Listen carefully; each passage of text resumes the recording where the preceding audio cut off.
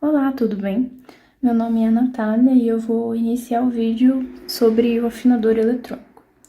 Mas antes da gente chegar e começar a comentar sobre o afinador eletrônico, primeiro a gente precisa entender alguns fenômenos físicos que envolvem o seu funcionamento. Primeiro, então, a gente vai começar a falar sobre ondas, né? As ondas são perturbações do meio e elas podem ser divididas em três grupos. Podem ser mecânicas, eletromagnéticas ou de matéria. A propagação das ondas mecânicas, elas vêm pela perturbação do meio pela qual ela está passando, e depois de sua passagem, esse meio volta ao seu ponto de equilíbrio. Então, ela pode ser caracterizada por transportar energia e por depender de um meio para se propagar. E elas podem ser divididas em dois tipos. Elas podem ser longitudinais, em que seu deslocamento é paralelo à direção de propagação, e transversais, em que seu deslocamento ele é perpendicular à sua direção de propagação. A gente pode comentar também sobre as ondas estacionárias, que consiste em duas ondas com sentidos opostos e que sofrem uma superposição, né? Então, aqui, para exemplificar, a gente tem o desenho delas e a gente pode atribuir o sentido dessa para a direita e dessa para a esquerda. Se duas ondas senoidais de mesma amplitude e mesmo comprimento de onda, que é esse caso, sofrem uma interferência mútua entre elas, então elas vão resultar numa onda estacionária, que está representada aqui embaixo. Essa onda estacionária ela é constituída por nós, que são pontos que permanecem imóveis, e por antinós, que é o ponto médio entre os nós e que possuem amplitude máxima.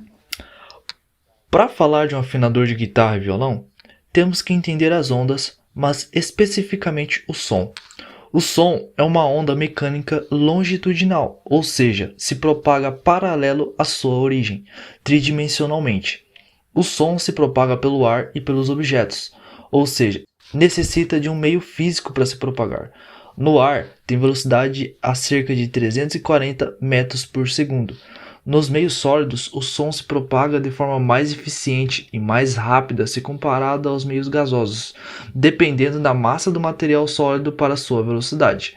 Como estamos condicionados a ouvir mais claramente o som propagado pelo ar, muitas vezes temos a impressão de que o som se propaga mais distante desta forma, pelo ar, mas é algo errado para se pensar, pois em materiais sólidos o som se propaga mais eficientemente. Com a perturbação da pressão, o ouvido capta esse sinal e interpreta como som. Então, como visto em sala, não se tem som no vácuo. Portanto, efeitos sonoros em filmes espaciais, por exemplo, são meramente licença poética. O som possui 4 fundamentos bases, sendo eles altura, intensidade, duração e timbre. Para o nosso trabalho, vamos atentar ao timbre. Então, em uma situação hipotética, pegamos dois instrumentos musicais diferentes um do outro, por exemplo, um violão e um violino, e tocamos ambos a nota Lá de 220 Hz. Teremos timbres diferentes e vamos conseguir diferenciar um do outro. Uma forma de fazer uma análise para entender o timbre é com as contribuições de Fourier. Se considerarmos novamente a nota Lá de 220 Hz e representá-la em um gráfico, teremos uma onda complexa, e Fourier provou que essa onda complexa é a combinação de várias ondas senoidais simples, compostas pela onda principal ou fundamental e por várias outras ondas senoidais simples, com frequências, amplitudes e fases diferentes. Esse que seria o pacote de ondas, e é o que diferencia um instrumento do outro, mesmo ambos tocando a mesma nota, e também é o que diferencia a voz de uma pessoa para outra. Além disso, a transformada de Fourier, essa que é uma transformada integral, é extremamente importante na indústria fonográfica por possibilitar uma análise das ondas e calcular a frequência, por exemplo. O nosso dispositivo utiliza dessa ferramenta por meio de uma biblioteca, por isso não vamos entrar em muitos detalhes em relação à equação. O nosso objetivo é basicamente desenvolver um sistema automático para afinação de violão e guitarra, usando microcontroladores. Agora eu vou falar um pouco sobre qual foi a nossa inspiração para o desenvolvimento do afinador eletrônico. Como referência, utilizamos um equipamento chamado Rode. Este equipamento funciona de uma forma muito similar ao nosso. Como principais diferenças que conseguimos perceber do Rode para o nosso afinador é que o Rode é muito mais compacto do que o nosso, por ser um equipamento comercializável. Outra coisa que conseguimos ver é a velocidade em que o motor do Rode tem em comparação ao nosso. E o preço. Hoje, no dia 8 de 12 de 2023, o preço do Rode está em $129, que na cotação atual dá R$636.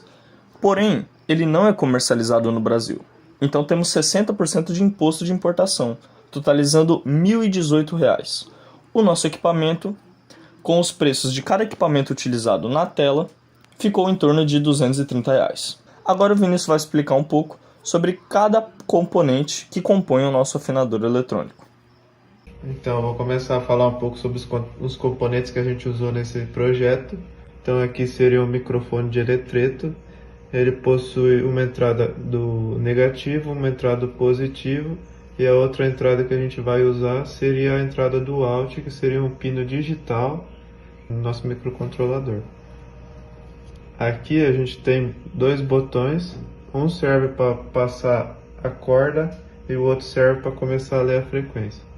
A conexão dele com a placa seria muito simples. Aqui teria a nossa placa que vai processar todos esses dados e vai mandar para o nosso LCD e o nosso motor para fazer os próximos passos.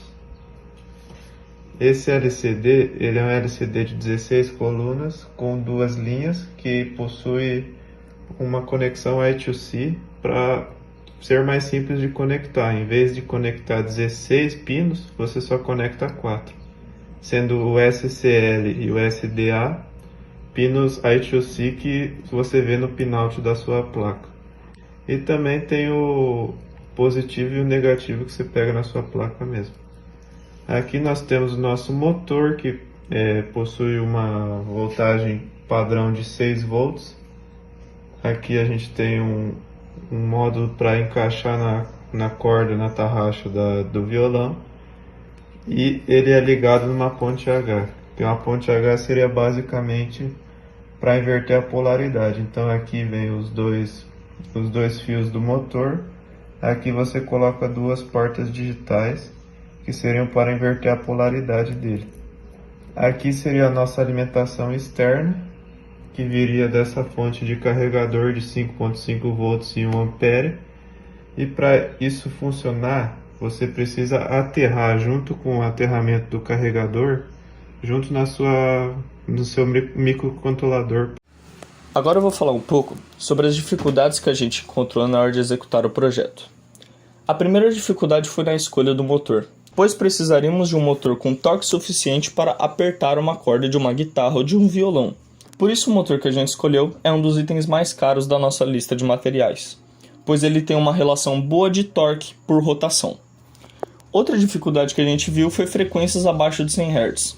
Por exemplo, a sexta corda, numa afinação padrão de guitarra e violão, ela tem uma frequência de 83, 84 Hz em média.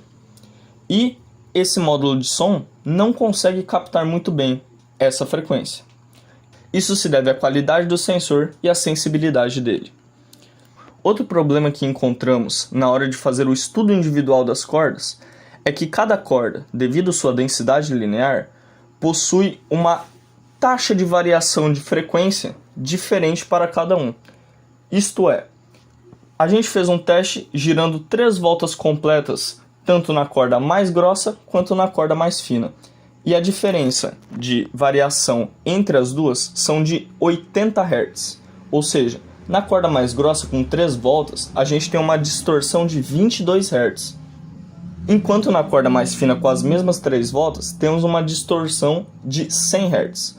Então tivemos que fazer esse estudo para cada corda, para saber o quanto que cada motor teria que girar para chegar na frequência que queríamos.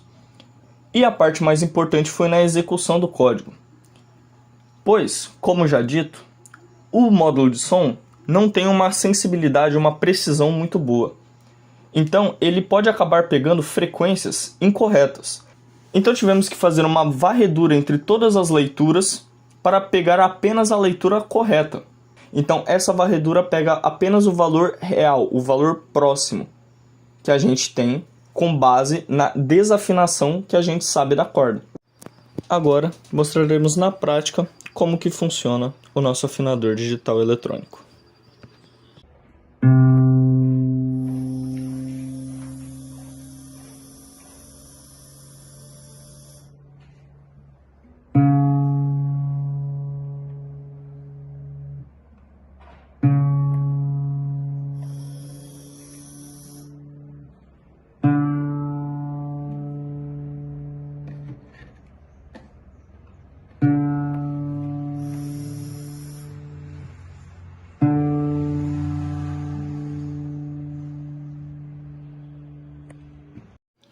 Muito obrigado pela atenção. Agradecimentos especiais ao professor Dr. Douglas José Coutinho, que ministrou a matéria de Física 2 durante esse semestre, ao ex-aluno do professor Douglas, Timóteo Gabriel Puffel, que nos auxiliou na montagem e estruturação do código, e à empresa RAM Cords a Laser, de Palotina, Paraná, que nos fez a peça de acrílico que fica em cima do motor. Muito obrigado a todos.